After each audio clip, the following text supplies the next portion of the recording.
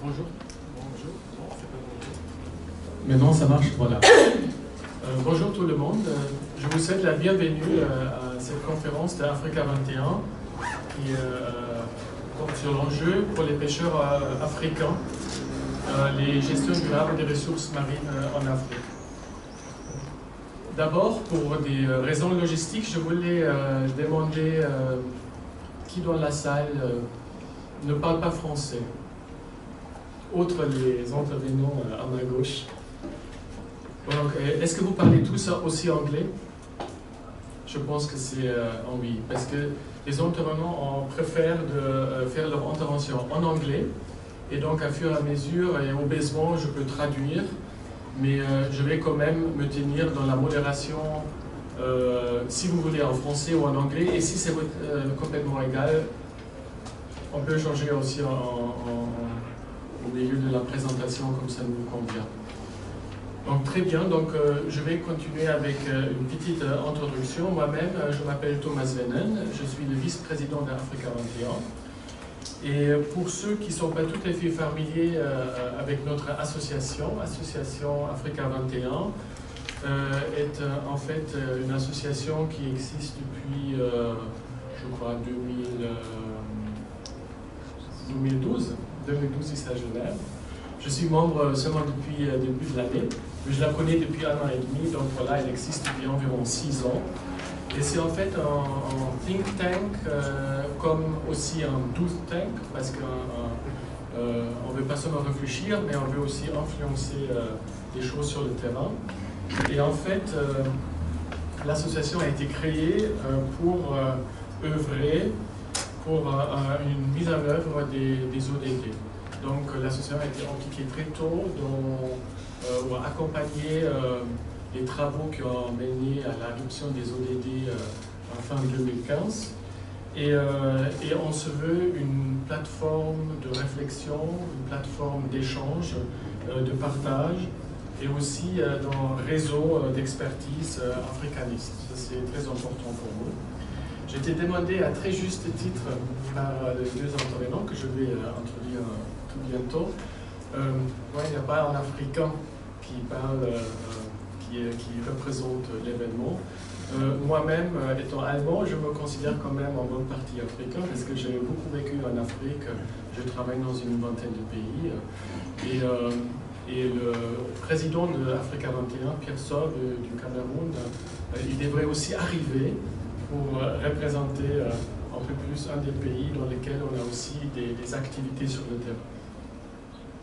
Je ne vais pas faire une introduction trop longue, mais je vais juste vous expliquer un peu les activités qu'on entreprend dans l'association. On a effectivement des conférences comme aujourd'hui, où on cible un ODD qu'on trouve particulièrement intéressant, où on invite des experts qui partagent avec nous leur expérience, et avec l'interaction des participants, on essaie de faire connaître l'ODD, d'entrer plus en détail et aussi parler de la bonne pratique. Et ça, c'est aussi un des points clés aujourd'hui avec nos intervenants. On a une publication, c'est la revue Afrique durable 2030, qui apparaît régulièrement, et tous ceux qui sont inscrits la reçoivent régulièrement. On a aussi des notes et des études thématiques qu'on diffuse régulièrement. On a par exemple aussi un club ODD, c'est un club où pas seulement les membres, mais les gens intéressés aux ODD et à des thématiques beaucoup plus précises se réunissent pour échanger l'expérience et la bonne pratique. Donc c'est beaucoup plus ciblé. Et on a eu un club ODD sur le ODD 14 au mois d'avril. On a aussi un compte rendu de ce rendez-vous, de ce club, qui va être diffusé. Il est prêt, mais j'étais avisé qu'on ne peut pas encore le circuler aujourd'hui, mais il est prêt, on va le circuler à ceux qui sont intéressés, et qui rassemble un tout petit peu les points clés de cet événement. On tient aussi des ateliers et des séminaires de sensibilisation et de renforcement des capacités. On a par exemple un projet qu'on mène au Cameroun, conjointement avec le CNUSED, qui porte sur la formation et l'esprit entrepreneurial pour les jeunes qui veulent devenir entrepreneurs, s'engager économiquement dans leur pays. Et en plus, on livre aussi des expertises thématiques sur demande. Si on a une demande soit de nos membres, mais aussi de l'extérieur, des partenaires avec qui on travaille, qui veulent élaborer une thématique plus précisément ou qui souhaitent une formation spécialisée, on est aussi prêt à nous engager à ce niveau-là. Donc voilà, ça brièvement pour Entrepreneur Africa 21. On a des formulaires d'inscription à l'extérieur. Ce n'est pas très coûteux de devenir membre de l'association. Et bien sûr, la participation est libre. Chacun peut participer à son gré. Et comme moi, moi-même, toute participation est volontaire. Mais je vous assure, le retour est très important parce qu'on rencontre des gens avec une très belle, grande expérience. Et je dois vous avouer, avant de présenter des experts, que moi, je ne suis pas du tout un expert de ODD 14. Je l'ai en fait découvert au moment qu'on m'a demandé de modérer cette conférence. Et c'est incroyable, parce que si on dit les 17 ODD, on se dit, comme moi, je travaille depuis 25 ans à l'international, on se dit, bon, c'est quand même assez général, ça englobe en fait tous les ODD, c'est en fait toutes nos actions, qui fait en fait tourner le monde et les sociétés et les pays. Et le ODD 14, que j'ai ignoré un peu avant, parce que je me suis dit, bon, la pêche, mais si on entre dedans, et je suis sûr que vous allez partager cette opinion avec moi après, c'est passionnant. Parce que si on se rend compte de l'importance des mers, des océans, et tout ce qui se trouve dedans, et comment ça s'est lié à tout le reste de notre vie, je trouve que ça c'est très passionnant.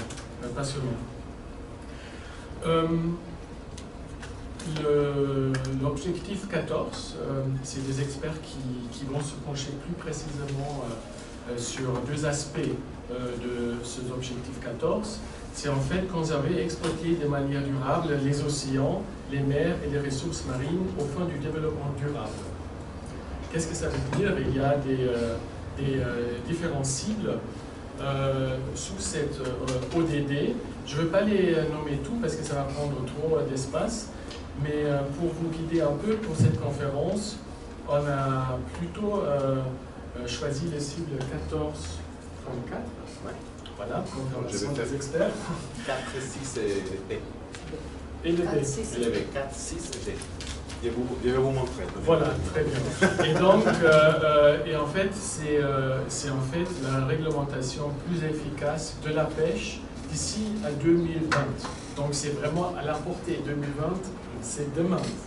Donc je suis très curieux de savoir de nos experts ce qu'eux ils en pensent, comment y arriver dans les délais donnés par les États membres des Nations Unies. Je peux vous donner juste quelques chiffres que je trouvais et que je ne trouvais pas vraiment très pertinents. On sait tous depuis l'école primaire que les océans couvrent les 3/4 de la surface de la Terre et contiennent 97% de l'eau de la Terre. Mais ils représentent aussi 99% des espaces de vie disponibles sur Terre en volume. J'ai eu une longue discussion avec ma fille qui fait son bac cette année sur cette question, mais je ne sais pas, vous n'allez pas en parler, mais on a parlé en fait de la difficulté de régler la pêche parce que les poissons bougent et c'est tridimensionnel la mer, ce n'est pas la surface de la Terre. Et je le mentionne, même si ça semble évident, que c'est un point intéressant pour la réflexion et ça se reflète aussi, je crois bien, dans vos présentations. Plus de 3 milliards de personnes dépendent de la biodiversité marine et côtière pour subvenir à leurs besoins. 3 milliards. Globalement, la valeur de marché des ressources et industries marines et côtières est estimée à 3 milliards de dollars par an, soit environ 5% du PIB mondial. Les océans contiennent près de 200 000 espèces identifiées, mais les chiffres réels pourraient se compter en millions. Donc, il y a énormément de choses qu'on ne sait pas encore sur les océans. C'est un peu comme dans l'espace, pas dans l'espace. Autre chose, mais les océans, même si on connaît peut-être mieux, il y a encore beaucoup à découvrir. Les océans absorbent environ 30% du CO2 produit par les humains et avec ça atténuent les impacts du réchauffement climatique. Sur les chiffres de l'emploi des pêcheurs, je vous laisse la parole à vous, je vais me couper court ici. Mais il y a une phrase je vais conclure mon introduction, qui m'a vraiment frappé quand je l'ai lu. C'est une citation dans le journal Africains et qui disent en anglais « The ocean is in deep trouble. Marine pollution is taking us to a point where by 2050 there will be more plastic in the ocean than there will be fish." And this was said by Peter Thompson, the 71st President of the United Nations General Assembly. Donc, si on réfléchit à ça, je ne sais pas si vous avez vu, il y avait des émissions dernièrement sur la RTS, je ne me rappelle plus exactement lesquelles, où ils ont montré les volumes de plastique dans les mers. C'est hallucinant.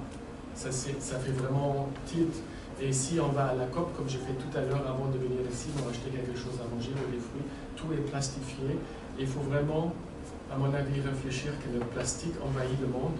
Et si c'est vrai qu'il y aura plus de plastique que les poissons dans la mer, en poids, j'imagine, ou en volume, les poissons vont après, ou ils mangent déjà beaucoup de plastique, ça a un impact direct sur notre vie. Bon, maintenant, étant pas l'expert, déjà beaucoup trop parlé.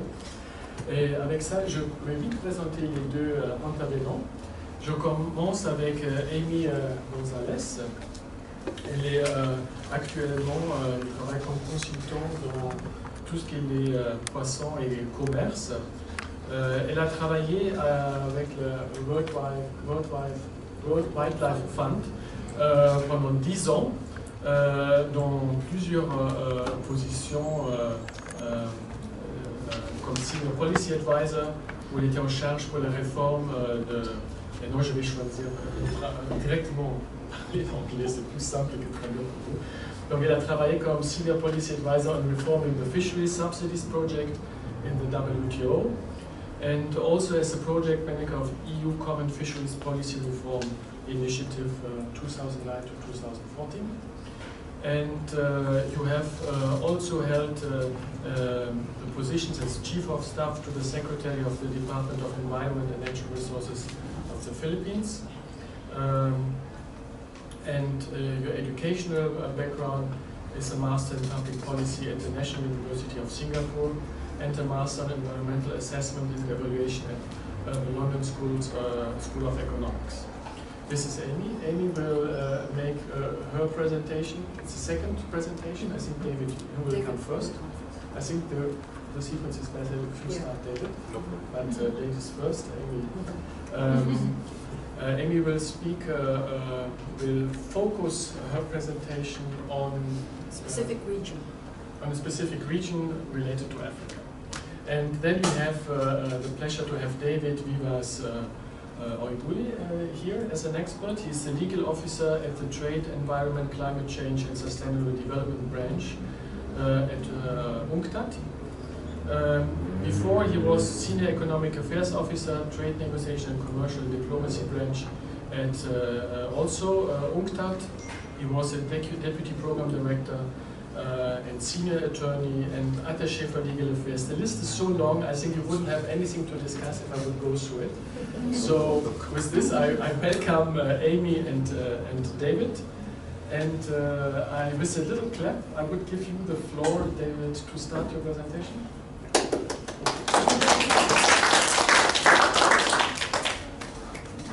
The mic, do we have a mic here or just one here? Virginie, est-ce qu'on a le microphone ou... Voilà, non, on va prendre celui-là.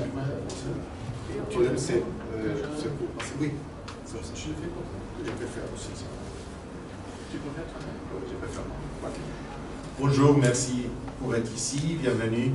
Et je voudrais remercier à l'association Afrique 21 pour l'invitation. C'était très gentil. Je crois que le sujet que nous allons parler aujourd'hui, c'est autour de l'agenda international.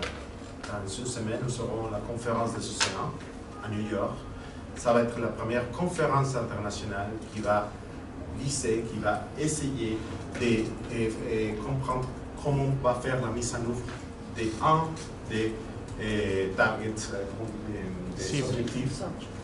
des objectifs de l'agenda du développement 2030.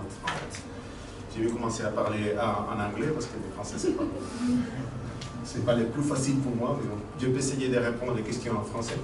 He's better than me. I would like again to welcome all. I would like to also thank two people here, Amy Gonzalez, for accepting the invitation, because we have been close friends for so long, and we have been fighting to support the fish for a very long time. Nobody's listening to us, but we keep trying. Also, I would like to thank the presence of Mr. Paolo Bifani, who was my professor on environmental affairs, so I feel honored that he comes today. I'm going to talk first, give you an idea, before I go to the slides, of an introduction that was mentioned by Thomas. Why doing anything on the oceans is complicated? Because the oceans, first, is 70% of all the surface, but at the same time, all the regime applicable to oceans is multi-layer, multi-agency, three-dimensional, and all the objects move, which is very difficult to grasp. Multi-layer, you have more than 5 layers of jurisdiction. Multi-agency, you have more than 60 agencies dealing with different aspects of the oceans at the international level. I'm not saying national. National, you may find easily 5 to 6 ministries dealing with different competences on oceans. It's three-dimensional because in the surface we measure by square kilometers. In the territorial surface. But when we go to the oceans, we also look at the three-dimensional, the depth, so it's kilometers cubed. So it is a little bit more complicated. And finally, all the fish, all the living resources move, migrate, which is very difficult then to determine who has the jurisdiction and who catches what, when, etc. Until the Convention of the Law of the Seas in 1982, everything was dealt through customary law, basically determined by the 19th century shipping regimes, and also by the bilateral agreements, but there was nothing international. Now, we're going to talk now in this conference about two things: global trade in fisheries and this conference that I've been mentioning to you. This conference is going to focus on it's going to focus on all the Objective 14. We have several targets. Today I'm going to just focus on 3 of them. The ones related to fisheries and the ones related to trade. Now, the important things about the Sustainable Development Goals that we need to all understand is that this is a mandate adopted in the UN at the heads of state level. This has a particular implication. This means that when the head of the states makes a decision, the Minister of Trade or the Minister of Environment do not discuss. They just have to implement. That's in theory. Let's look at the practice.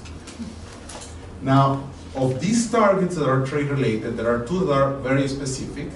One relates to how to regulate harvesting of fish and how to end harmful practices, the most important, illegal, unreported, and regulated fishing, and also destructive practices. Second, there is a mandate to prohibit certain form of fish subsidies. It's interesting that most fleets in the oceans have been fishing with subsidies, especially for fuel, and we will go into that. So there is a mandate to phase them out, eliminate them, both by 2020. In international timing terms, this is very, very close. For countries to get an agreement on anything today takes minimum 10 years. And now we have many factors like Mr. Trump that makes the equation a little bit more difficult. Okay, so this is a reality that we need to face.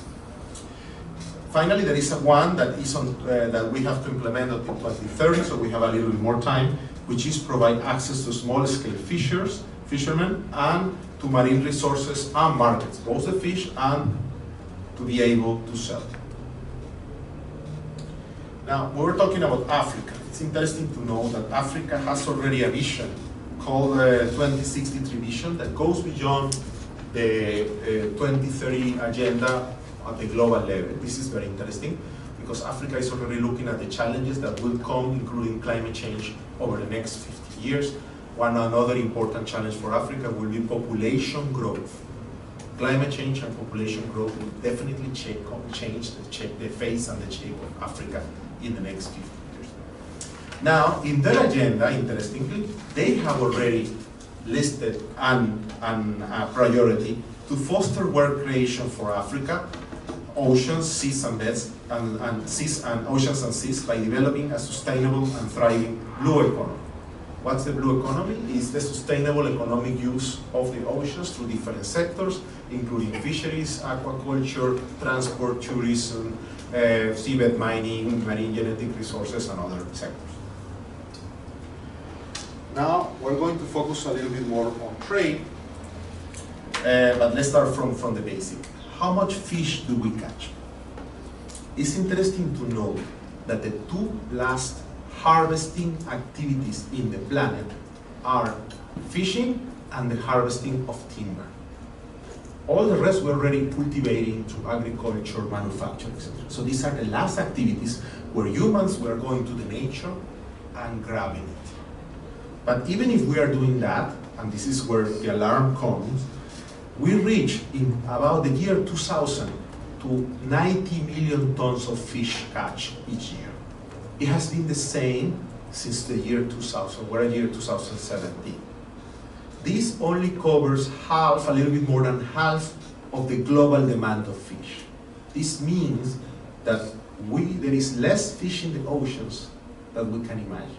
This means that we are, with all the fish in the oceans, we can only produce 60% of the fish consumed. The other 40% is done through aquaculture today. So, to make it crystal clear, we reach the limit. There is no more. Okay? And already that amount is in there. Of that 90 million, 10 million are freshwater fish, that you have here from the Lake Leman, and the other 80 is from maritime catch. Now, the fish exports in value, not in volume, reached 146 billion in 2014. That was a record, meaning the price of fish is going up. Or the value of the fish sold is going up. You have a lot of crustaceans, for example, so you have a lot of shrimp being sold through aquaculture and has a high price in the market. Of that, Africa exports about 5 billion. This is about 3 to 4% of all global exports. Now, when you look at who produces the fish, there is a year that is very important, 2010. Before 2010, the main exporters and producers of fish were developed countries. Okay? From Japan to Europe to the United States, etc.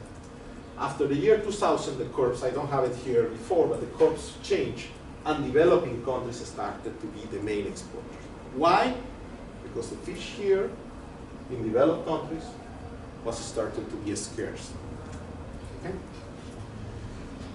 Then we have a new factor, which is developing countries are the main producers and exporters of fish. And of all of them, the biggest producer is China. Okay? 40% of that, which is not a small amount. Now, if we look at now the value of fish exports in the economy, we can look at as share of the GDP, the exports of fish in the small island states, and these include African countries, Comoros, Madagascar, Seychelles, Mauritius, Cape Verde, is close to the 2.5%. This is very big. This is very important. This is our exports. This is not the whole production, only the fish that goes across the border, not the fish consumed internally. So it's very high. So these countries are highly dependent on fish exports. LDC is also to a lesser degree of about 1%.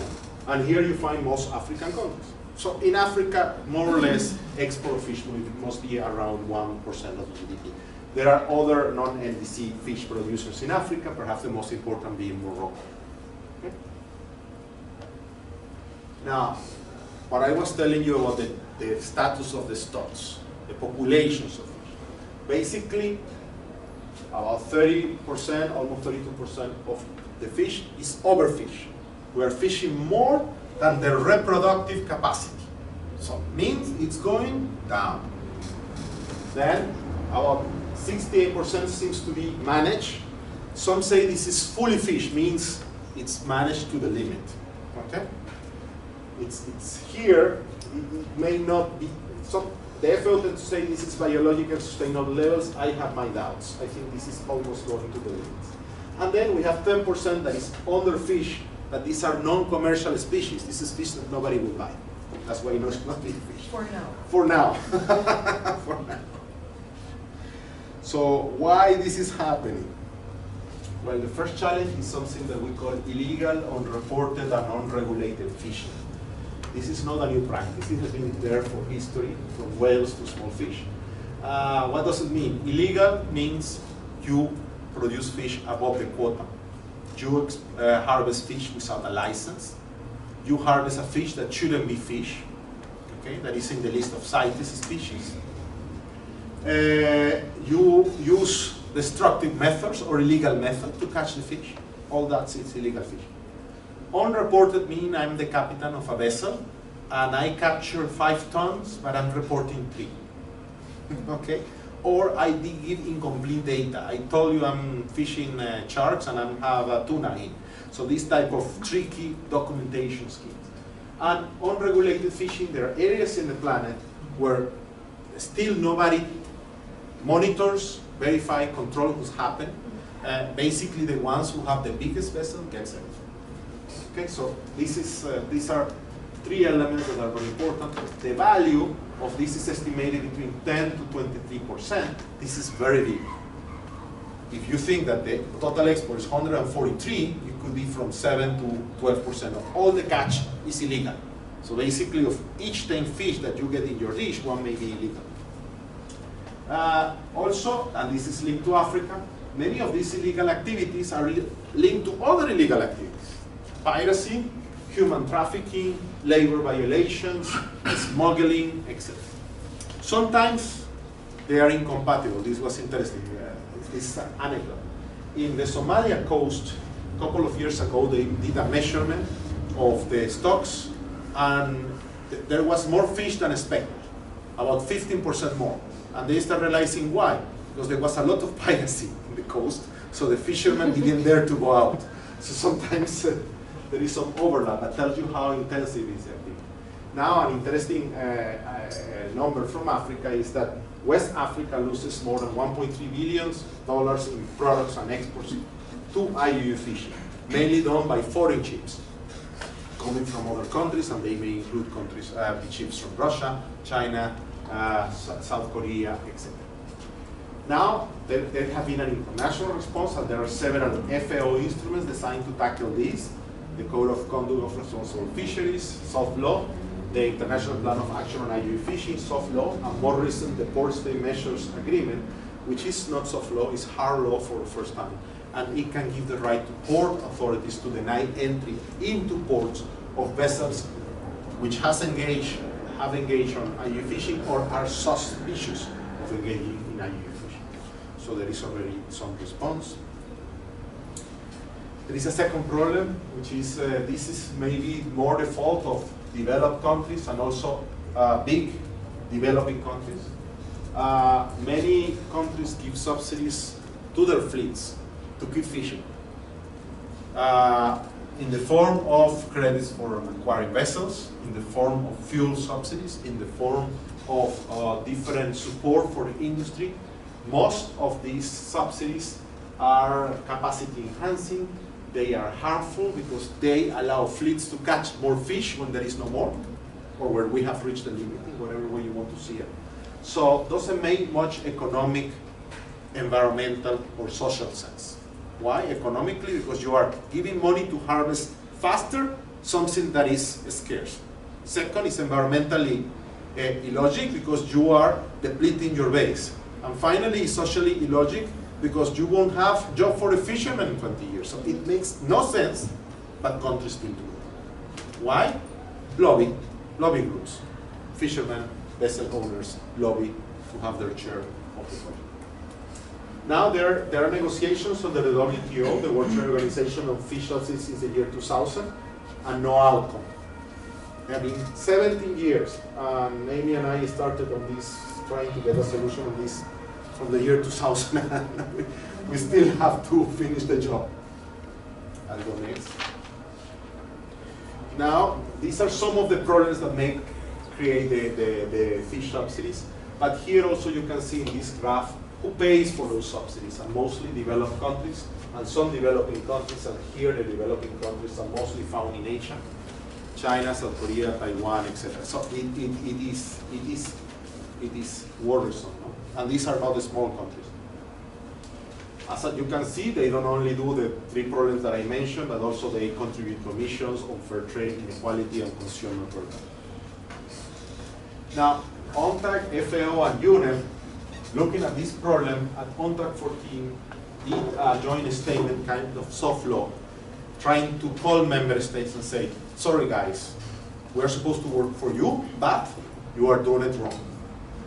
You need to do something about it. So we proposed a 4-point plan of action that was supported among others by WWF and many other agencies. More than 91 countries, all ACP countries, all African, Caribbean, and Pacific countries supported this.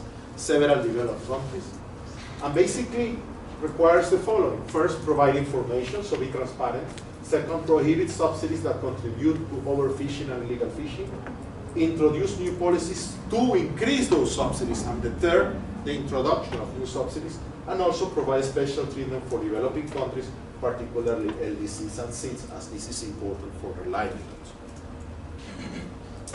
Here, this is the mention, when I was mentioning the amount of wild catch versus what's produced on aquaculture, here you have a nice graph that shows that in 2012, wild catch was 51% and farm was 49%, meaning in aquaculture, by 2030, 2/3 will be farm, meaning that there will be less wild fish.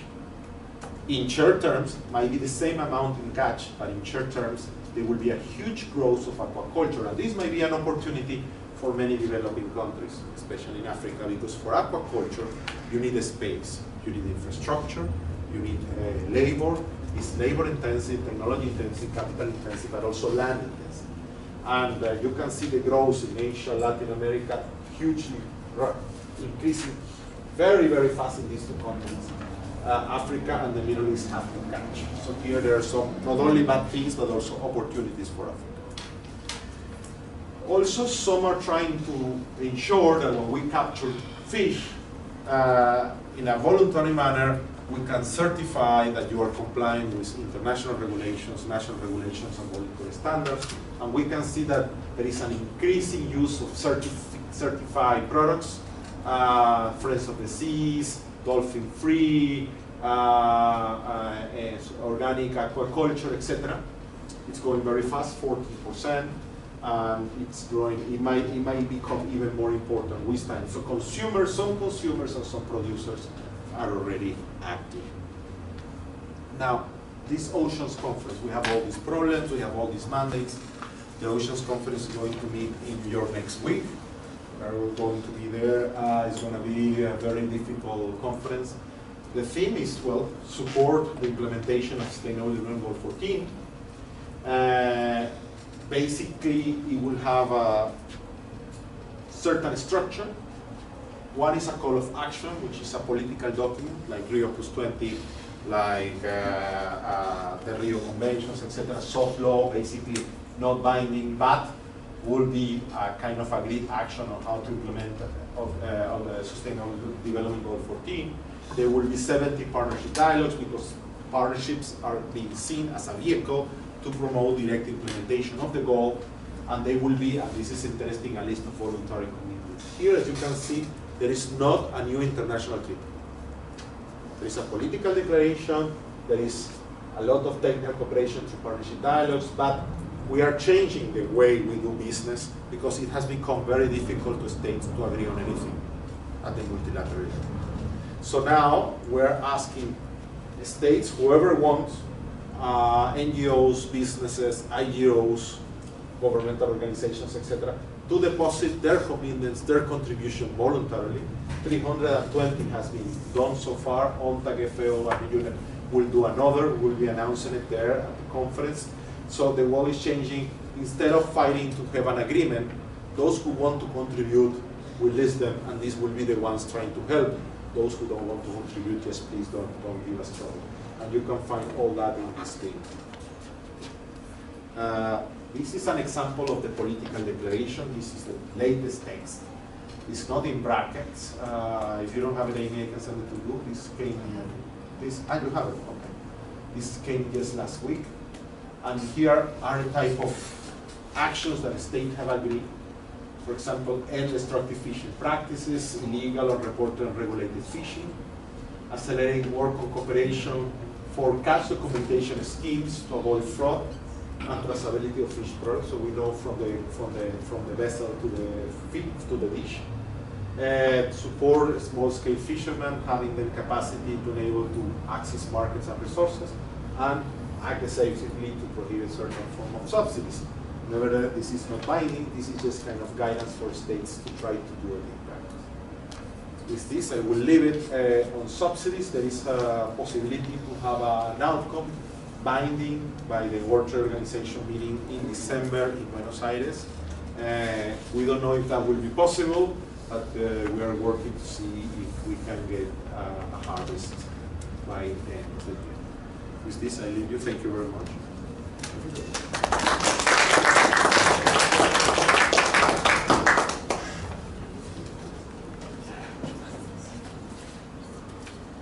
So David has given you an overview of what are the challenges and opportunities, particularly on the ocean, on the fisheries sector. What I'm going to do is zoom into a particular region, which some of you may be familiar with. Would anybody come from the Western Indian Ocean? Anybody here? Or has worked in the Western Indian Ocean? Okay. Holidays? Holidays? Where are you from? Madagascar? Okay. Well done. That's cool. So I'm glad that some of you are from this region, because whenever we speak about, I speak about the Western Indian Ocean, not a lot of people have actually heard of this oceanic geography, which supports, this is a 30 million square kilometer of ocean off the coast of the East and Southern African countries, which supports some 60 million people living within 100 kilometers from the shore. So you can see how they are very independent and heavily reliant on ocean resources. Now, I'm going to base my presentation on a report that I helped produce when I was with WWF, and the Boston Consulting Group, and Cordio. I don't know whether you've heard of Cordio, which is Coastal Ocean Research and Development in the Indian Ocean in East Africa. So these three, so WWF as a conservation organization, Cordio as a research think tank, social and environment in that area, plus Boston Consulting Group did a report on the ocean economy. Now, David has spoken about the fishing, the assets from the fishing, from the fish catch. I'm going to step back and talk about the entire ocean assets, basically. So, we coined the term gross marine product as synonymous, similar to a gross domestic product, and compared if the ocean was a country, an economy, where would it be situated and how much would it be compared to other gross domestic product? I know it's not like for like, but we're using it for illustrative purposes.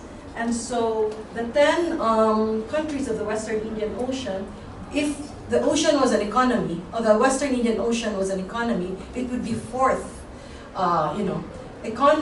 in line behind the region's biggest economies of South Africa, Kenya, and Tanzania. Produces more than 20.8 billion in goods and services every year. So this is a report from the oceanpanda.org, which if you give me your name, I could actually give you a copy. There is something in French, both in English and French as well. Yeah. So the overall value of this asset would be 333.8 billion. And this isn't just about fish. This includes corals, mangroves, seagrass, and the coastline itself for tourism purposes, for example. So there's a calculation, there's a whole economic analysis, which some of you may be familiar, called payments for ecosystem services, through the traditional economic value, which I could talk to you if some of you are interested in the technical aspect of that. But that's not the purpose of why I'm here. What I'm just showing you is that Western Indian Ocean is rich in assets, more than just the fish, And this is quite significant because can anyone tell me what the significance of these assets is? Like what corals do, what mangroves would do, seagrass, for example? Anyone? Oxygen. Sorry? Oxygen. Yes, they provide oxygen, and apart from oxygen, yes? For the reproduction and the biodiversity for the fish too. Yes, the spawning grounds are nurseries for the fish. They actually help regulate the weather as well. They're natural buffer for coastal protection. So in terms of assets, if you count all this, then you can say that the ocean assets, Western Indian Ocean is quite wealthy. And they still have relatively intact ocean assets, though there are growing signs of distress. So, Just tell me David. So the report documents the decline. David has spoken about presented a global overview of the percentage of fish that are fully fished and overfished. In Western Indian Ocean alone, FAO has reported that 35% of the fish are fully exploited, which is what David mentioned, fully fished, and 28% are overexploited. Relative to other parts of the region like the Mediterranean, the Baltic, and in North America and Latin America, or even Southeast Asia, then probably this is not as bad. But the problem is, if we follow the same trajectory, economic path trajectory of these other regions, then Africa will also be the same. Will go through such decline, and we don't want to do that. So this is a cautionary tale that we'd like to communicate. Mangrove loss is 18% forest cover for the past 25 years. In the country like Madagascar, it's actually, we were told it's about 80% cover loss already in mangrove. So there's a lot of replanting going on. Sharks, can anyone tell me why sharks is important as a species? Yes? Sorry, top of the food chain, same reason they're regulatory predators. Yeah, so they're predators. So if we have less sharks at the top, then that means there's something wrong with the rest of what's happening below. So they're threatened. 50% of the species that are assessed, because we don't know what goes on in the ocean. It's only now that we have some aerial survey or something to monitor what's going down there. But unlike forests where you can see with your eyes and can measure, ocean is very difficult at the moment. So of those assessed, 50% are threatened. And most importantly, the coral reefs at risk are 71 to 100%. You must have heard about coral bleaching, and this is quite important because corals are the #1 spawning grounds for fish. And so if something happens with corals, then we will have some issues with food security and livelihood security, particularly in these countries, in this region. And all this is happening when the use of the ocean resources to support growth is accelerating, particularly in that region. And I'll tell you about that in a moment. But before that, beyond pure economics that I have mentioned before, the social importance, and David has alluded to this, of the ocean economy must be considered. Statistics have mentioned that industrial fishing in this region is actually 6 times more than small-scale fisheries. So why bother with small-scale fisheries when you can get the revenues from industrial fishing. That's a false argument, because small-scale fisheries actually supports more people. It supports 250,000 across 10 countries, and in some other estimates, like Somalia, for example, you probably heard of the University of British Columbia, it's 500,000 in 10 years. So some estimates could be higher, depends, and I will tell you why it's difficult to have a precise estimate on small-scale fisheries. There's also traders, processors, and other ancillary services. Processing, for example. So this support to 200 to 500,000 people are just the direct fishing employment, the actual catching. But then there are ancillary services, which actually involves a lot of women in the processing, in the trading, for example, in the marketing in this country. So that's very important. The global average, I don't know whether David has spoken to this. Fish actually is a source, 17% of source of dietary animal protein globally. But in this part of the world, it could go as high as 50% a source of animal protein. So it's very important, not just for food, but actually for nutrition in these countries. In the South Pacific, for example, there are countries in Micronesia where people are dependent for 90% of their protein intake on fish.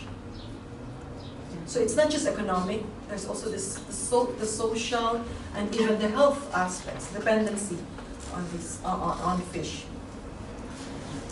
Okay, so these principal assets are declining as a result of exploitation from overfishing, destructive fishing, and David has mentioned, for example, illegal, unreported, unregulated fishing, pollution, and there's also climate change. David has also mentioned population demographic change, and sadly, there's weak governance as well in the processes and the institutions to manage all these resources. So all these contribute a lot to the decline or to the potential, spiraling down of ocean assets in this country, and we have to do something to support this region, because it still shows promise. This is still where the tuna, yellowfin tuna, which brings $2 to $3 billion in the Indian Ocean, and 85% of this comes from the western part. So it's quite important, And tuna is not just about industrial fishing. There's also a commercial interplay between artisanal fishing and industrial fishing. So these are the pressures. I don't need to go through this because I'm sure you know about that already. So what should we do about it? We did some consultations when I was with WWF yet on what people on the ground feel about what to do with this with what's happening to their assets and how to protect and manage this well. And it was clear that they want an ocean-led development. And there is an opportunity to do this once more and to re-emphasize this through the Ocean SDG goal, which is to implement the Ocean SDG goal. And what they've mentioned is that we could do some joint actions, and David has mentioned partnerships and inclusive governance, for example, voluntary commitments, and tangible actions for the interest of the region's people, and this is what they emphasize. Interest of the region's people and not the interest of those coming outside, and the ocean that supports them. So we have to actually get answers on the ground. And it's not rocket science because the tools, technology is there. It's more the resources, the capacity, the funding as well, especially for the Western Indian Ocean. And Jess is here, and I think you were working with us on protected areas in the northern Mozambique Channel, for example, trying to get awareness on why it's important to protect habitats in the northern Mozambique Channel. It's second to the Coral Triangle region in terms of diversity ultimately. So in June, there are so many possibilities. There are so many regional processes in Western Indian Ocean, for example, through the Nairobi Convention, through the International Tuna Ocean Commission, There's also like the Southern Africa Development Commission. There are several regional mechanisms there that are in place already. But I would like to focus on this opportunity in June, which is the Ocean Summit, which is the first time ever where we're having a goal specifically devoted to the ocean. We didn't have that ever before. And it's also the first time where the ocean is being tackled from all angles, from the economic, finance, trade, environment, pollution. You know, people have even complained to say that it's a kitchen sink because it's all the problems of the ocean in one goal. But I think it's important because it's never been done before. And so I leave you with 4 recommendations on what is important, what we feel should be priority for the Ocean Summit in June. And I hope you, in your own way, will be able to influence your governments, social media, to talk about the significance of the Ocean Summit in New York. First is that beyond just a declaration, we should have a roadmap, implementation roadmap, where there are clear timelines and there's clear, transparent reporting. WWF has actually called for an ombudsman to be established. I don't know whether this is realistic, and David can probably talk about this, to actually monitor, to have someone. We don't want to create another commission, but at least, you know, some sort of mechanism to monitor the timelines and reports coming out of these processes. So it's not rocket science. The solutions are at hand, basically. And then more importantly, and especially for regions in Africa and South Pacific, is the investment in social capital, women and children. I forgot to mention that the small-scale fisheries, if you want another statistics, 90% of, globally, 90% of a fishery sector is comprised of small-scale fishers. And then half of that are women, actually. And then most importantly is the private sector financing. This is where we're really pushing hard to get some more leverage from the private sector. We have government aid agency, so we have money from foundation, but it's not gonna be enough. We need to leverage from private sector funding, for example, to finance locally managed marine areas, where where you empower stakeholders on the ground to actually do their own protection, as stewards, to make them better stewards of the marine protected areas. And lastly, David has mentioned this, the global agreement to phase out harmful subsidies. It's been 20 years of this year. If the government doesn't do anything about it, then we're doomed. Because subsidies in government coffers is actually 20% of revenues in the fisheries sector. So it's quite a huge amount. And it just needs political will from governments and push from the UN. And the UN has already spoken, that they're willing to partner to help WTO administer those rules, because the fishery subsidies is a complex issue which talks about trade, environment, and development.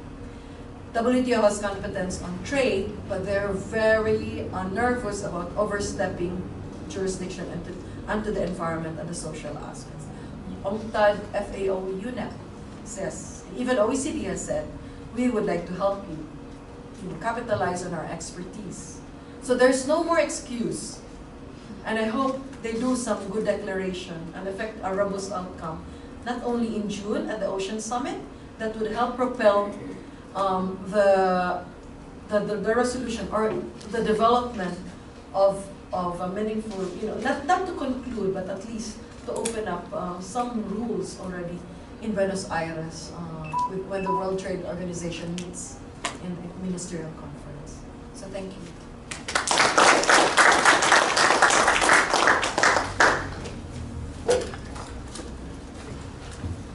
Thank you very much, David and Amy. I think you gave us an excellent tour horizon of the issue we want to discuss today. I will open the floor to participants to raise the questions.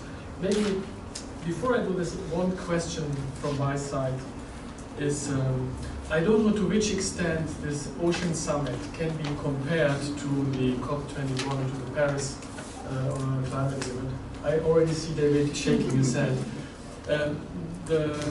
the more subtle layer behind my question is, who are the champions in New York next week to push for a strong and as hard law outcome as possible? Who are the champions? And when Amy said, we should lobby to our governments to just push them to do something, that we also know, is our government, what is the position of our government? Who of you could answer this? And is there someone who could help you with the microphone later on? I don't know if we need a microphone in this room. I have the impression. I think if we speak louder. Can you hear us? I think it's fine without a microphone, right? Yeah. The gentleman last in the row is shaking his head, yes? Good, fine. So Amy or David, you want to answer? I haven't been monitoring and I haven't been in New York to be able to know who are the players, but I think from discussion and from reading and from talking to David, I think the European Union will be the champion, or would emerge as the champion for at least for pushing strong and effective outcome from the biggies. I think I'm talking about like the big five, where you talk about in WTO. Big five would be U.S., EU, China, Brazil, and India. So I think of the five, EU would still be the environmental frontrunner, as they have been in other. So if there's similarity between Paris Convention, Paris Climate Summit, and New York, then it will be that the EU is still, for better or for worse, our environmental champion. Yeah, but David probably will have more nuance in terms of what's going on there. I think it depends on issue to issue as well. Exactly, that's what I was going to say. Yeah. First, I cannot compare COP21 because COP21 ended with an international agreement. Here, we don't have that yet. We have some international agreements, but the oceans governance is much more complex. You have the law of the sea, that is a kind of constitution, that FAO deals with fisheries, International Maritime Organization deals with transport, the area deals with mining in the high seas. So there are so many agencies that it's really difficult unless the Division of the Oceans Affairs under the UN clause develops more law. There is a new negotiation to try to regulate the access to living and non-living marine resources in the high seas, beyond national jurisdiction, including marine genetic resources and others right now, but that might take another 7-10 years to finish. It will be similar, if you want to compare, the Oceans Conference will be similar to what happens in Copenhagen, that they couldn't get an agreement, so they went to the bottom-up approach with pledges. Here is similar. They couldn't even try to do an agreement, they just went directly to pledges.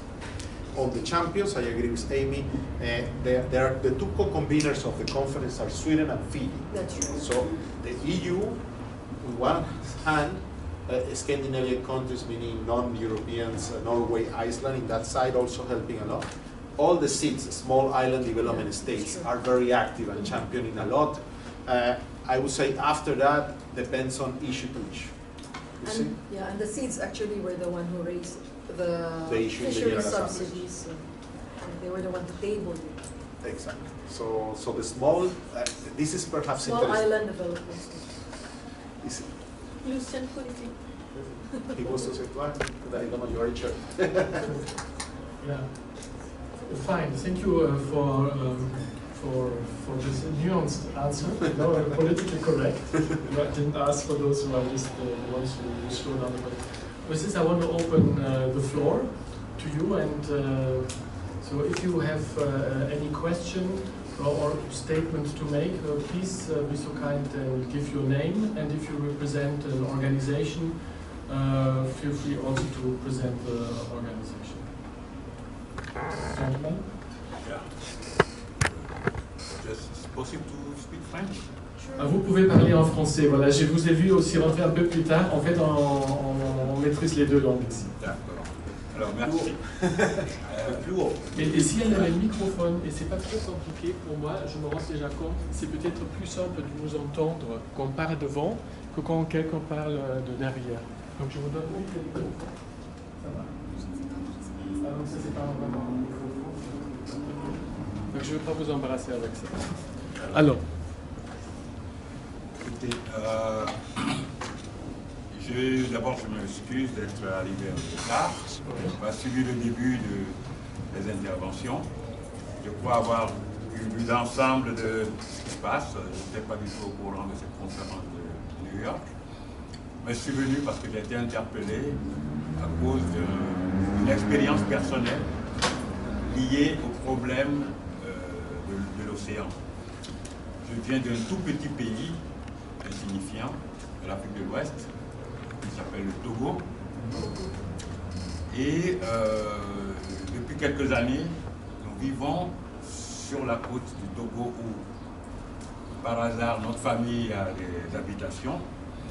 Nous vivons l'expérience de l'érosion côtière, qui est un phénomène mondial, mais qui s'accélère au Togo, non pas seulement pour des raisons, je dirais, de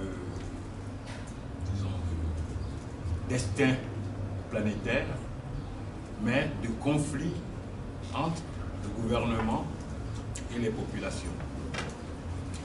Et comme les Nations Unies, c'est la tribune intergouvernementale, quand il y a un conflit entre un gouvernement et ses populations, qui c'est qui peut arbitrer ce conflit?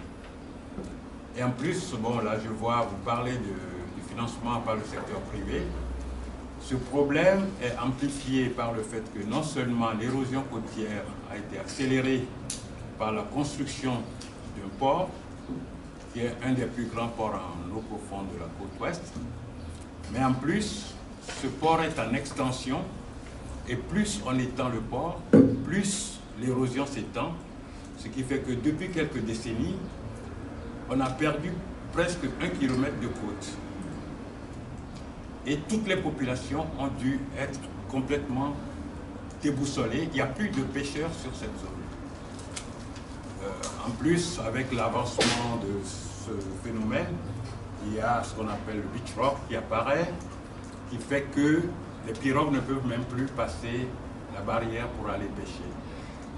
Et pour, disons, amplifier le tout, nous avons appris qu'il y aura un plan caché de M. Bolloré qui veut faire une grande marina dans toute cette région et qui fait que le gouvernement laisse pourrir la situation pour que la population s'en aille, qu'ils puissent s'approprier cette côte à moins de coût. Dans des situations pareilles, bon, on a fait des demandes au gouvernement par-ci par-là, ça n'a pas beaucoup bougé. Qui peut intervenir et qu'est-ce que vous pouvez faire pour ces pêcheurs et pour ces populations qui deviennent des maraîchers à moins de coût, qui émigrent et dont certains vont nourrir les requins dans la Méditerranée. Merci. Très belle question. Qu'est-ce qu'on peut faire? Je pense que c'était vraiment d'abord recueillir plus de questions et après on va voir comment on va répondre. Voilà, monsieur. Je vous remercie. Merci aussi de vous juste présenter. Oui, monsieur le modérateur, je m'appelle Patrick Sena-Mbonita, je suis de la mission du Togo. Je tiens à vous remercier pour cette invitation adressée à notre mission et à remercier aussi les intervenants que nous avons l'habitude de rencontrer au niveau de la CNUSET et par rapport à toutes leurs présentations. Le thème de cette conférence aujourd'hui, elle porte sur la gestion durable des ressources marines en Afrique. C'est un thème d'autant plus important que dans votre présentation, vous avez parlé des effets néfastes de la pêche INN. Et puis, ce que cette pêche-là induit aussi bien sur le stock halieutique que sur les pêcheurs. Parce que vous savez, en Afrique, c'est des millions qui sont dans ce secteur. Et lorsque il y a cette pêche illégale, illicite, non déclarée, qui est pratiquée dans certaines zones, par certains États avancés qui violent la souveraineté de certains petits États parce qu'ils vont dans les zones économiques exclusives et puis ils empiètent sur les stocks halieutiques, vous voyez qu'il y a des pertes à double niveau. Tant les pêcheurs perdent leur emploi, tant nous perdons aussi des ressources financières. L'objectif 14.6 vous avez effleuré cet objectif-là, en fait, tend à éliminer un certain nombre de subventions qui participent effectivement à cette pêche-là. Mais nous sommes pratiquement à 3 ans de 2020. Cet objectif-là, c'est-à-dire qu'il est censé être respecté d'ici 2020. La question que moi je voudrais me poser, heureusement que le premier intervenant, c'est un juriste, quelle est la force juridique de cet objectif-là? L'objectif 14.6, quelle est la force juridique par rapport à l'interdiction de certaines subventions? Ma deuxième préoccupation, c'est les discussions qui sont actuellement en cours à l'OMC par rapport à l'érection d'un certain nombre de règles tendant à éliminer les subventions. Je me demande quel sera le lien qui serait établi entre les décisions qui seront prises au niveau de la conférence de juin à New York et les résultats qui pourraient sortir des discussions qui sont en cours à l'OMC dans la perspective de pouvoir atteindre un certain nombre de résultats à la CM11. Donc, pour me résumer, j'aimerais savoir la force juridique de l'objectif 14.6 et aussi bien les discussions qui sont en cours à l'OMC et puis ce qui se fera au niveau de la conférence. Et je vous remercie.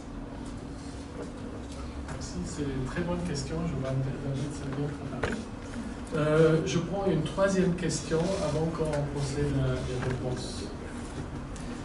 Voilà. Alors, merci beaucoup en tout cas pour toutes ces informations. Je suis ici en tant que géographe qui a pu travailler en Afrique, au Rwanda plus spécifiquement, mais aussi en tant que membre d'une association qui s'essaye à l'aquaponie. Et donc toute la question de l'élevage de poissons est aussi, on a pu se rendre compte à quel point elle était liée à la pêche, à la surpêche aussi des océans. Et j'aimerais avoir un peu plus d'informations sur les liens qu'il y a entre l'élevage, qu'on divise à chaque fois, et la pêche, en fait, la wild fisheries. Voilà.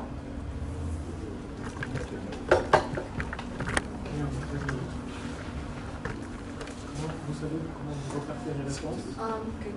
I would like to have a little translation from you the question so that I'm not sure I got it correctly. Les trois questions? Right. Just to make sure that I respond. I can repeat in English if you want. Yeah, maybe that would be just you repeat in English and then I will just summarize. Okay. So, yeah, I'm here as a geographer who has been working in Rwanda and also as a member of an association who is trying and doing prototypes about aquaponics. Okay. And my question is that we always divide the fish farms and the wild fisheries. And I would like to know more about the links and how they are in a way also intertwined. And yeah. Okay. Fine. And then there were two questions.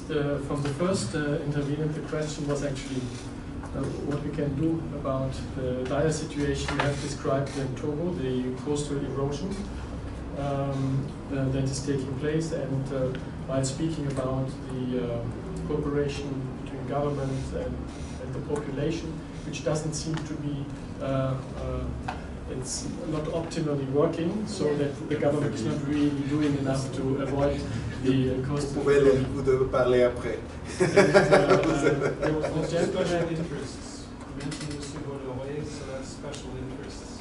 Yes, special government interest by individuals who will be dealing with this in the most optimal way. And then the intervention from the representative of the permanent representation of Togo was mainly about the legal force status of the SDGs, SDG 14, how it can be enforced. It was the main. You had something EZ? IUU. Okay. So I leave the answers to you. You take the first one. Which one? First question. Yeah. Okay. Yeah. It's difficult, I know. In the Philippines, where we're more progressive in terms of laws, in terms of appreciating stakeholder interest, but it's not done because whoever has the money can actually then enforce and say, we want this developed as tourism.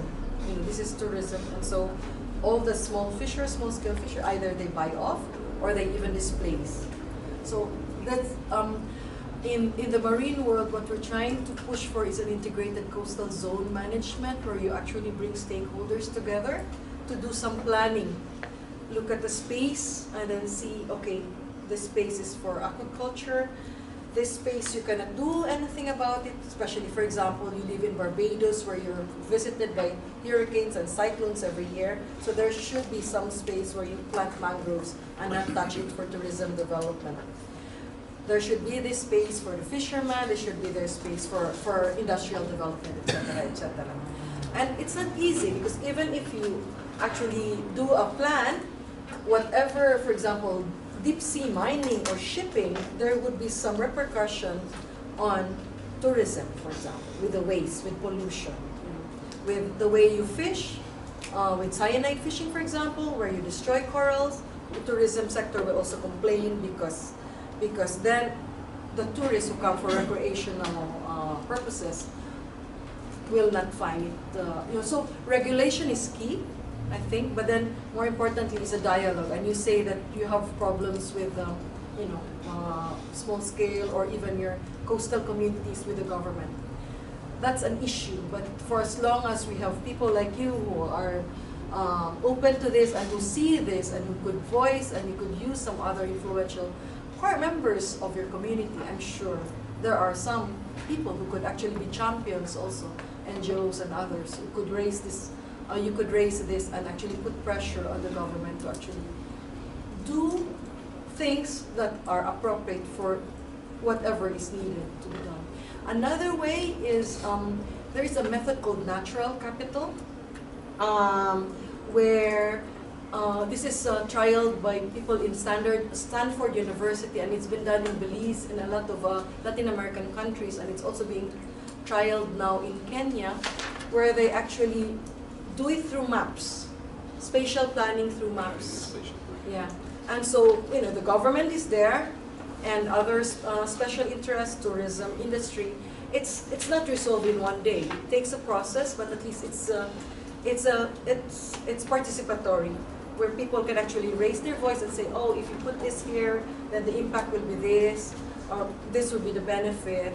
And it's not just economic valuation, where most people, government would do, because you could actually buy some economists also to say, to favor tourism, that tourism is better than fisheries in terms of income.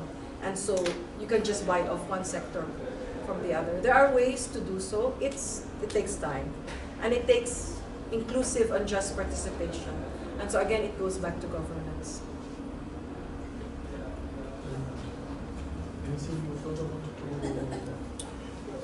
On this question, just to add that you have two tools internally. The coastal and marine planning, even the government has to apply it. No? So then you have a tool to say you are doing something you shouldn't be doing, even could be illegal or legal depending on the plan. Second, you have environmental law.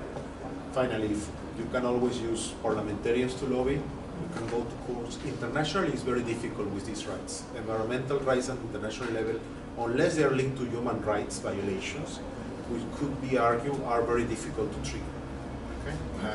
Okay? Basically, the treaty has been designed to deal with state-to-state relations. The only area where individuals have an action at international level usually is human rights. Okay? So unless there is a human rights violation, it's difficult to bring the case internationally. Now, on the question from the gentleman of the mission, I think the question is very appropriate. All the sustainable development goals are non-binding. Okay, they are non-binding by nature.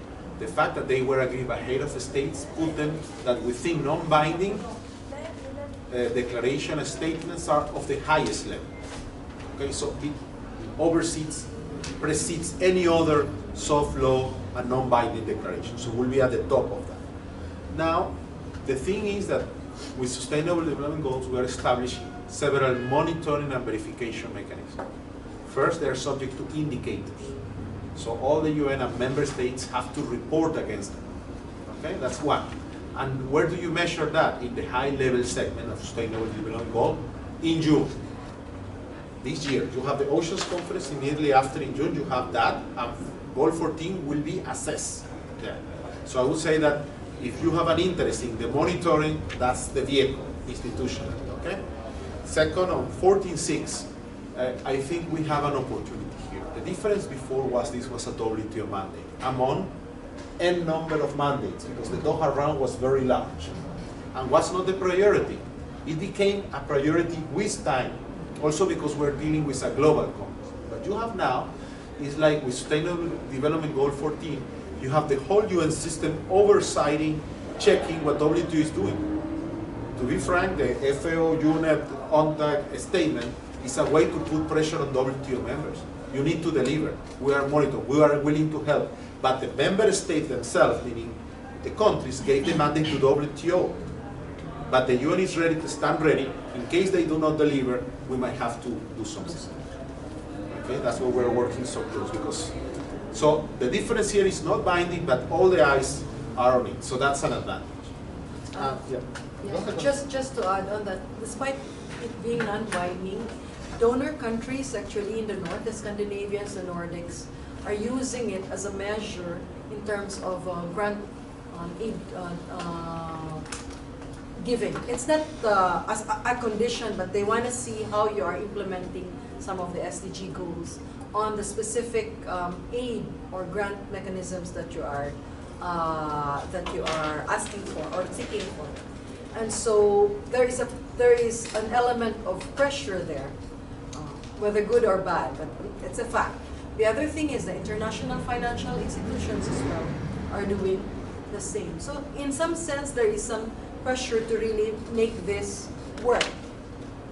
And the other thing is, this is the reason also that some countries are resisting actually coming up with robust, meaningful outcome in this forum, particularly for 14.6, because then it will be the same governments who will have to negotiate in Buenos Aires, and they don't want to be tied to any such commitment. So there are some resistance to that kind of a multilateral outcome.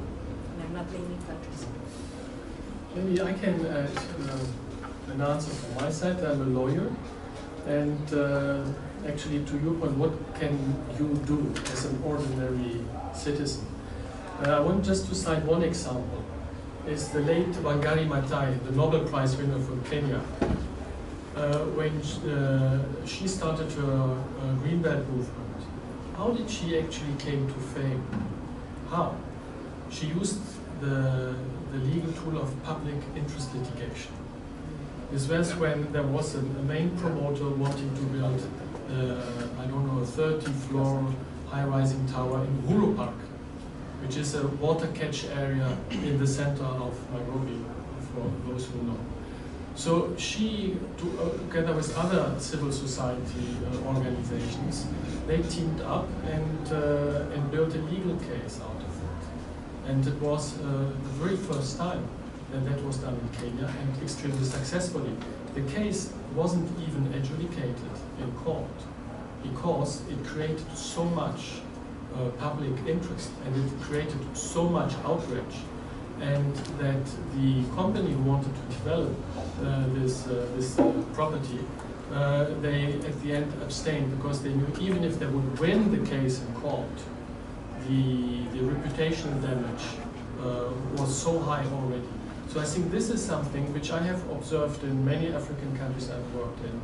There are means, they're not used.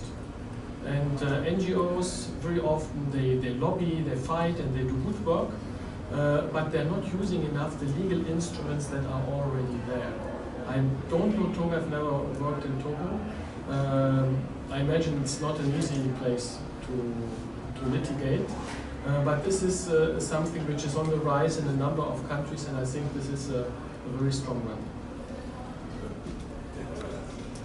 Juste pour vous répondre que nous avons déjà commencé des actions dans ce sens, pas au niveau de Wangari Maathai, bien sûr, mais nous avons mis en place un système de récupération de terre sur la mer par des petites digues forme de ce qu'on appelle les épicuits, qui ont permis déjà de récupérer plusieurs centaines de mètres sur l'océan. Mais ça coûte énormément d'argent et on le fait avec nos propres moyens. Et sur le plan légal, ça pose énormément de questions. On ne pourra peut-être pas entrer dans les détails, mais c'est pas si évident. Bon, là, maintenant, au niveau de la notoriété, nous ne sommes pas au niveau alimentaire. On essaie de faire un tout petit peu la publicité pour ma présence aujourd'hui, mais je dirais que c'est le combat de David contre Goliath dans certaines situations. Et puis les intérêts sont tels que, évidemment, entre un port en eau profonde avec des milliards par jour d'entrée et quelques petits pêcheurs qui perdent quelques centaines de francs CFA, l'équilibre est vite vu. Et bon, c'est pour ça qu'on se tourne un peu vers l'extérieur, parce qu'à l'intérieur, on n'a pas de réponse à nos demandes. Mais on ne baisse pas les bras. Bien, je trouve que l'action civique est très importante, donc utiliser tous les moyens légaux qui sont à disposition, je trouve que ça c'est vraiment. J'ouvre une deuxième. La question de l'aquaculture. Ah ouais, pardon.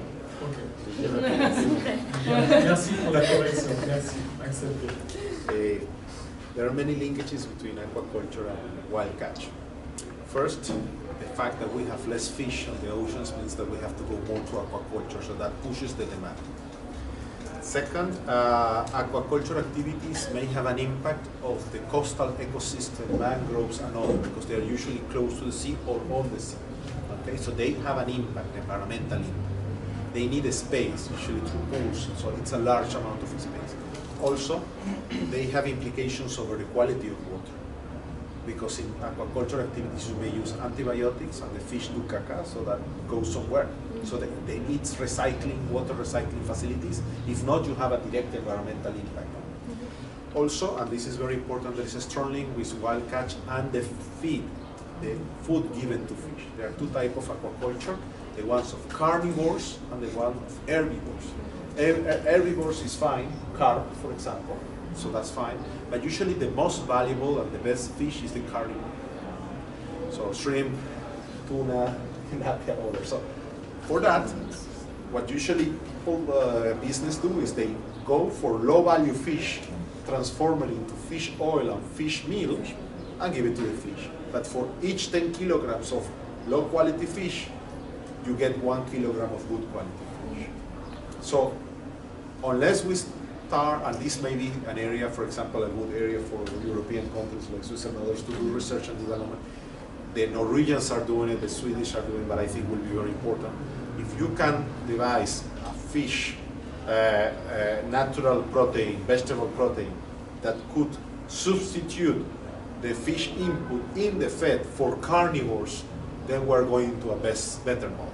If your activities take place in areas where ecosystems are not sensitive, or you separate them from the natural ecosystems, or if you additionally use less antibiotics and non-natural inputs, and finally you recycle all the water and protect it before throwing it into the sea or into the lakes or anything, we will have a best model. I think we all need a sustainable aquaculture and fish farming model. It's not yet there, it's moving. We don't even have a criterion. Many are thinking about it, so this is a new frontier for future studies. You said the Norwegians, they do Swedish, Norwegians, Chileans, all the ones with salmon and big. Even China. China, Ecuador are trying. They are adding like soybeans and things like that into the fed. But some things you cannot substitute, like fish oil. I agree with what David says, and the unfortunate thing about there's a myth that aquaculture could actually substitute for marine fish, especially for food for people, and that's a myth, because it's not just about securing food security. There's also livelihoods. For the development of aquaculture now is getting more and more sophisticated. That technology has replaced people, so there's actually less people employed in aquaculture business compared to when you're coastal community, So there are some things that you need to consider. The other thing is, and this is a footnote, with emphasis on aquaculture now, there are subsidies for aquaculture. Yeah, and that's actually, true. and actually, that's one of the bigger, apart from fuel subsidies, that could be a bigger concern. I don't have statistics to back this up, but with all the issues that David has raised, I'm sure you could do a good study on what could be the the impact, the consequence of all these subsidized aquaculture programs in Europe. China, for example, and Lou can attest to this, that when they joined the WTO in 2001, they said, okay, their first paper was on fishery subsidies, and they said, yes, we will join and we will be a good participant, but exclude subsidies to aquaculture. So, so we'll see. Exactly, we'll see. So, yeah. That could be a good paper for you. Excuse me, can I add something to this? Sure. There is another aspect that's important. Until 20 years ago, almost 90% of fishery was for human consumption. Yeah. Today, about 30% of fishery is going to feed aquaculture. So there is a replacement of this. So we have to take into account that they say the aquaculture is substituting wild fishery. It's not substituting. In fact, it's competing with the human consumption for fishery. This is one aspect that's important. The second one is that the aquaculture is destroying mangroves. It's destroying the mangroves in Ecuador. It's destroying the mangroves in Thailand, etc. So it's an enormous destruction of mangrove, only to produce the area for and this is rather stupid things, because they need the mangroves to feed the aquaculture. Yeah. So in fact, it's a vicious circle. They destroy the mangrove, but they need the mangrove because they take the alevins from the mangrove to feed the aquaculture. So this, and the third point is that aquaculture is extremely pollutant activity. The disaster of the Chilean aquaculture last year, probably you know the problem with Chilean aquaculture. Chilean used to be one of the largest aquaculture for salmon.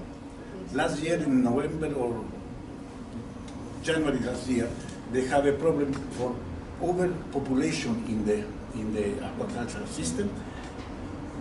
The problem is that they feed too much. The feed go to the bottom of the and they produce pollution. They add antibiotics, and this is so they have a problem. They have a problem of salmonella, and was completely destroyed all the production. And here, so the government gave the order to empty all the area and to put the dead fish in 300 miles from the coast. But the people only on the coast, and so 800 kilometers of coast from Chile to the south is completely affected with salmonella, and all the other fishery is lost. So this is the problem of aquaculture. They need a very, very strict control on the operation, where to use, how to use, and the other aspect that I want to mention, there is a difference between the aquaculture that is done mostly in Asia, that is normally aquaculture for local consumption, and normally is for fish of low price, while from the aquaculture for high prices like salmon or shrimps. So this is a difference we have to make on this. Sorry to... No, go ahead, because it's extremely interesting. Continue. Moi j'ai l'expérience, je suis chilien. L'agriculture au Chili, souvent, est subsidiée par l'État. Toutes les années, elle reçoit 450 millions de dollars par l'État pour pouvoir payer les travailleurs très bas. Mais en plus, c'est son remboursement, mais là, les entreprises de salmoniculture, elles pèsent 4,5 milliards de dollars. Donc, elles ont un lobby très fort. Toutes les actions légales qui sont prises contre eux sont éliminées tout de suite dans la justice. c'est ce que parlait justement David. Le lobby des industries de pêche est énorme. Dans la farine du poisson, même si vous ne le savez pas, ils ne mangent pas seulement la salmoniculture, mais ils mangent les vaches, les poulets et aussi les moutons. Donc on est en train de manger ça, tous ces aliments, quand on pourrait manger peut-être que c'est plus sain de manger 1 kilo de sardines, c'est la principale source pour la farine de poisson, 1 kilo de sardines, que manger pour l'humain, que mettre 10 kilos de sardines pour donner 1 kilo à un rouleau, dans la logique. Mais les industries pèsent énormément. Une autre imputation, c'est que par exemple, pour vous donner une statistique, c'est que les quotas de pêche de maquereaux, d'anchois et de sardines au Chili, le 90% appartient à l'industrie de la farine de poisson. Et ils ont surexploité, justement, c'est un peu ce qui se passe dans le monde entier, ils ont surexploité les ressources et aujourd'hui ils sont même en train de disparaître. Mais miraculeusement, les scientifiques payés par l'État disent que toutes les années ça grandit. C'est un miracle de lobby. On dit, on sait qu'on a besoin de tant de tonnes pour que l'industrie survive, d'accord? On sait qu'il y a seulement la moitié, mais tout d'un coup il y a le double. Et elle revit, tout d'un coup cette espèce, on ne sait pas comment, mais elle revient. Après, il y a l'autre chose, c'est que c'est important de savoir, c'est que tous ces lobbies, ils sont généralement payés par des entrepreneurs, des propriétaires d'entreprises norvégiennes, espagnols et quelques-uns qui sont chiliens. Mais c'est tous des grands. C'est pour ça que quand on parle que le grand acteur, c'est l'État de l'Union européenne qui pourrait faire le jeu, oui, parce que les grandes entreprises appartiennent à l'Union européenne et surtout des Espagnols. Il faut prendre en compte que les Espagnols sont en train de surexploiter, même en Afrique. Et les Français aussi avec le bateau d'industrie. C'est pas seulement un enjeu, si on veut, de savoir quel pays enfreint les règles et tout, c'est de savoir jusqu'où l'industrie devrait pouvoir aller. Parce qu'en ce moment, l'industrie, en une seule bouchée, fait ce que fait une centaine de milliers de pêcheurs, peut-être dans un mois. En une seule bouchée, une seule sortie. Et il le fait au chalut, qui détruit le fond marin, qui ne fait pas de différence. Et quand ils attrapent des espèces qui sont protégées, la seule chose qu'ils font, c'est l'emmener à l'eau. De toute façon, il n'y a personne qui n'en fait. C'est prouvé que quand ils n'ont pas la taille, la moitié de la pêche n'est pas à la taille, ils le tirent hors du bateau, et le reste, c'est pour l'industrie. Donc on est déjà en train de détruire ce qui vient après pour maintenir la ressource. Et ça n'a jamais été évalué parce que ça a été filmé par les propres personnes, la tripulation des bateaux, comme ils le font, mais ça n'a jamais été considéré comme une pêche illégale. On dit que le pêcheur artisanal est une pêche illégale, mais en réalité, ils n'ont jamais donné une chose, c'est qu'il faut avoir un permis de pêche, ce qu'ils disent, mais quand il y a une crise économique, les premiers qui reçoivent le chômeur, c'est les pêcheurs. Donner à manger. Et ça, c'est une chose qu'il faudrait à côté de tout ce sujet. Bien, je trouve que c'était une contribution très riche. Merci beaucoup. Nous devons fermer ou quitter la salle d'ici 7-8 minutes. Il y avait encore une question de la fin de la salle. Et voilà deux. Si on peut faire des questions très courtes, respectueuses, comme chacun peut poser sa question, et on va essayer de donner une réponse dans les 7-8 minutes qui restent. Voilà. Moi, je voulais juste revenir sur la question de la gestion durable. À partir d'un constat, celui du caractère, on va dire, global de cette question de la protection par rapport à la pêche. Je donne juste l'exemple de 3 pays, par exemple le Sénégal, la Mauritanie et la Guinée-Bissau, qui ont tous ce problème de protection. Ma question, je ne vais pas développer, mais ma question est la suivante. Pensez-vous que dans cette question de gestion durable, la question de la mutualisation des ressources constitue une réponse à mettre en avant pour permettre aux États de pouvoir gérer, selon leurs compétences juridiques, cette question de la protection et de l'exploitation des océans? C'est ma première question. La seconde question, c'est de savoir, vu que c'est un phénomène qui est transnational, c'est-à-dire que ce n'est pas quelque chose qui se limite simplement à un État pris de manière individuelle, mais qui concerne plusieurs États, pensez-vous que dans le contexte africain, une intervention de l'Union africaine à travers une convention ou un document juridique permettant d'imposer des obligations entre les États africains qui sont concernés, peut-être aussi une réponse à apporter à ce phénomène-là? Je vous remercie. Merci. Thank you very much for your presentations. My name is Jesse Hastings. I'm an environmental social scientist that's done a lot of work in the marine realm, particularly around marine protected areas. I actually came up with 4 questions, but in the interest of time, I'm only going to ask one of them. As we were talking about aquaculture, it reminded me that since about 5 years, I've been hearing about these pilot projects where they're trying to do open ocean fish farming. And open ocean fish farming is, of course, not without its problems. It's very capital intensive, but it does reduce some of the damage that would be done to the coastal environment as compared to coastal aquaculture. So I'm interested in what you're hearing about the development of sort of open ocean fish farms, and if this is at all a solution, or if it's too small to go anywhere, in your opinion. Good question. The third question. Hi, just a quick comment on what Amy, my friend, has said in her intervention about what should be done by the end of the year on the global government, a global agreement to phase out fishery subsidies. Of course, to introduce myself, my name is Shenpeng Lu. I come from Idea Center in Geneva, which helps developing countries, in particular African countries, for WTO negotiations, including fishery subsidies. Of course, before that, I was a Chinese representative negotiating on fishery subsidies. The paper Amy mentioned was actually my product. Now, the question about this Buenos Aires, to go from here to there, to be very frank with you, I don't think we're going to win this a full-fledged agreement or whatever. No.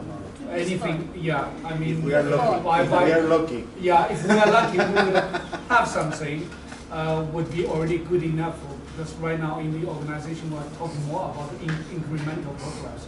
I think by Buenos Aires, what we should do as a first step towards a full-fledged agreement in the long term is actually first transparency. Because right now people are negotiating dark rooms. People don't know who are providing how much to what. And then people don't know who have how many fishing fleets on the sea, on the high sea. So capacity subsidies are not well, how to say, substantiated by figures or statistics. And some governments are reluctant to do that, including emerging developing countries. The second thing, I think that even bolder, that if members could take another step to establish a first list of we call it harmful subsidies, that will be already enough that people could focus on in the future for further discussion. Would be like a capacity enhancement subsidies and also IUU subsidies. I think we already have discussed for more than 10 years. So the list is already there, just members need to take it and they, as a step for next negotiation. Thank you. David, you want to just address the last questions? I can respond to the 3 and then you can complement or use that. On the question on West Africa. All countries in West Africa have national fish stocks management plans. There is also several regional fish management organizations. What happens is, like any developing country, the governance, the enforcement, the institutions are weak. We have little monitoring capacity to look at other vessels and fleets to control. We have also problems to control our own fleets. Also, there are interests. For example, the ones who determine the quota in the region is the Regional Fish Management Organization.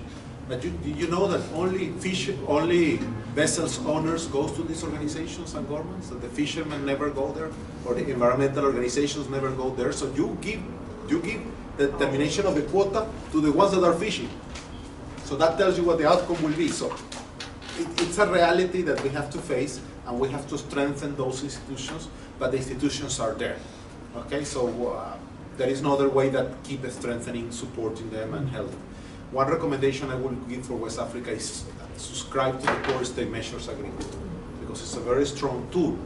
Why? Because a port can stop a vessel doing IUU and tell them, you don't come into the port for refueling. And these are not sailboats. You don't have fuel, you stay there, you don't move, so you will have to pay a very expensive supply of fuel. So there are tools that could work, so use them, don't waste. I'm not saying it's a solution for everything, but it's a step forward. On the open fishing, I think it's a very good question. Here we have issues of international law under UN clause. In the high seas, the principles are very broad. The first principle is the freedom of fishing. So everyone can fish in the high seas with a license of your own country. So Philippines will get the license, will go to the high seas. My country, I come from Venezuela, will get the license, go to the high seas. There is no control except the regional fish management organization. If there is no regional fish management organization, I have really no control. On these activities under UN clause, there is nobody to regulate them. Only the subsoil and the soil is regulated through the area under UN clause.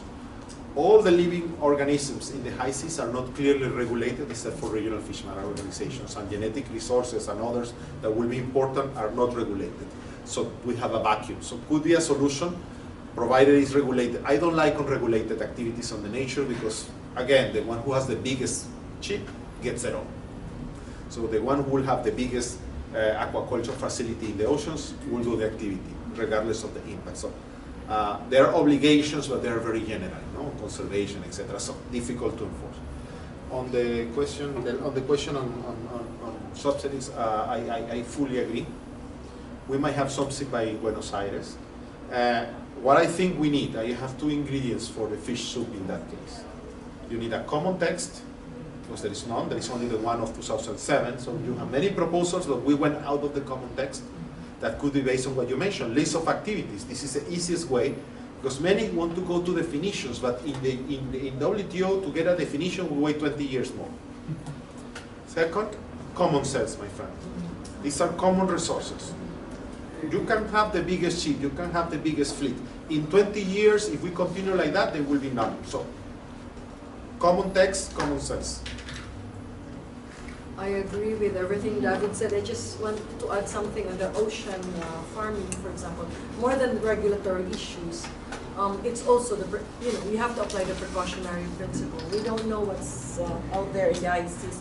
We don't know the interrelations with all these ecosystems. I mean, we already have problems managing the coastal zone development. How much more if we move into the high seas? So we should approach that with precaution, just like we are approaching seabed mining. I agree with Lou. You should help us with your government.